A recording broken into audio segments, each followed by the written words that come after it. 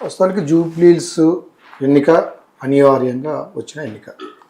గౌరవ పెద్దలు మాగంటి గోపీనాథ్ గారు చనిపోవడం వల్ల వచ్చిన ఎన్నిక.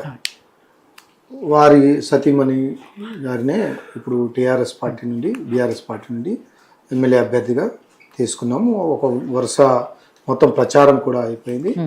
ప్రతి డివిజన్కు ఒక ఇద్దరు ఎమ్మెల్యేలను, ఒక ఎమ్మెల్సీని కానీ ఒక ఎమ్మెల్యేని కానీ ఇచ్చి ఆల్రెడీ ప్రతి ఇంటికి కూడా ఒక వరుస ప్రచారం కూడా అయిపోయింది. అక్కడ ఒక గొప్పగా ప్రతి ఇంట్లో మా కుటుంబ సభ్యుడు చనిపోయిండనే ఒక భావోద్వేగంలో అక్కడ జూబ్లీహిల్స్ నియోజకవర్గ ప్రజలు ఉన్నారు. ఎందుకంటే ఎన్టీఆర్ కానుండి ఆయన ఆ నియోజకవర్గంలో ప్రతి వ్యక్తికి తెలిసిన వ్యక్తి మాగంటి గోపీనాథ్ 3 సార్లు గెలిచాడు. 3 సార్లు గెలిచుడే కాకుండా బీఆర్ఎస్ పార్టీ 10 సంవత్సరాల అధికారంలో ఉన్నప్పుడు ఆయన బ్రహ్మాండంగా ఆ నియోజకవర్గాన్ని తీర్చిదిద్దాడు, గొప్పగా అభివృద్ధి చేశాడు అనేది ప్రతి ఇంట్లో ప్రతి పిల్లగాడు. నేను కూడా కొన్ని రోజులు తిరిగాను. నేను ఇంతకుముందు కూడా అక్కడ ఉన్న కార్పొరేటర్కు గోరబండ ఇన్ఛార్జిగా 2 సార్లు పోయాను. నాకు తెలుసు కాబట్టి, అంటే ఆ నియోజకవర్గ ఆ డివిజన్లలో తిరిగిన వ్యక్తిగా ప్రతి వ్యక్తి ఈరోజు మా సొంత కుటుంబ సభ్యుడిని కోల్పోయిన విధంగా వాళ్ళు భావోద్వేగం ఉన్నారు.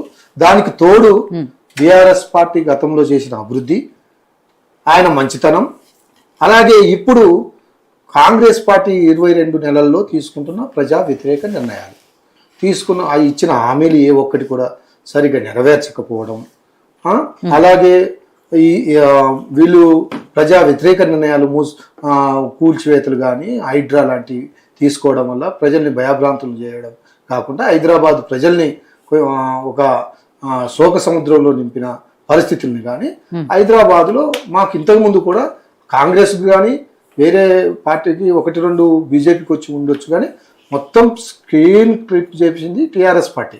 ఇక్కడ బీఆర్ఎస్ పార్టీకే అందరు ఎమ్మెల్యేలు గెలిచారు. అంటే ఇప్పుడు కూడా 4వ సారి ఆయన సతీమణి గారు ఖచ్చితంగా మాధవి గారు అనుకుంటా సునీత గారు ఖచ్చితంగా గెలుస్తారు.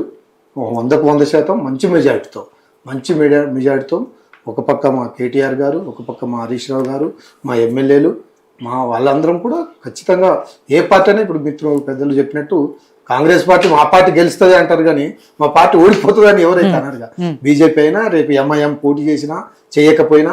కాబట్టి మాకుండే ఈ కారణాలు ఒక 5-6 కారణాలు మాకు అన్ని రకాలుగా కలిసి వచ్చే కారణాలే తప్ప ఇక్కడ ఒక భావోద్వేగంతో కూడుకున్న అంశం కాబట్టి సెంటిమెంట్తో పాటు అభివృద్ధితో పాటు ఇక్కడ ఈ రోజు ప్రభుత్వం చేస్తున్న ప్రజా వ్యతిరేక నిర్ణయాలు, ఈ 3 ఖచ్చితంగా మాకు కలిసి వచ్చే అంశాలు. వీటి వల్ల 100% మేము గెలుస్తామనే ధీమా 100% చెప్తున్నాం. మళ్ళీ ఎన్నికలు అయిపోయిన తర్వాత మళ్ళీ కూర్చుంటాం. ఆ రోజు కూడా మీరు మనం ఇదే డిబేటు అన్నని కూడా ఆ రోజు కూడా పిలుస్తున్నాం. ఖచ్చితంగా రావాలని విజ్ఞప్తి చేస్తున్నాం. రైట్. శ్రీవర్ధన్ రెడ్డి గారు, ఎవరి పార్టీ బలాబలాలు వాళ్ళకున్నాయి. ఇక్కడ బీఆర్ఎస్ పార్టీ బలాబలాలు ఏంటో చెప్పారు, కాంగ్రెస్ పార్టీ బలాబలాలు ఏంటో కూడా దానికి సంబంధించిన ప్రతినిధులు చెప్పారు. కాబట్టి బీజేపీకి సంబంధించి ఎంతవరకు బలాబలాలు చూసుకుంటే జూబ్లీహిల్స్ నియోజకవర్గం వచ్చి మీ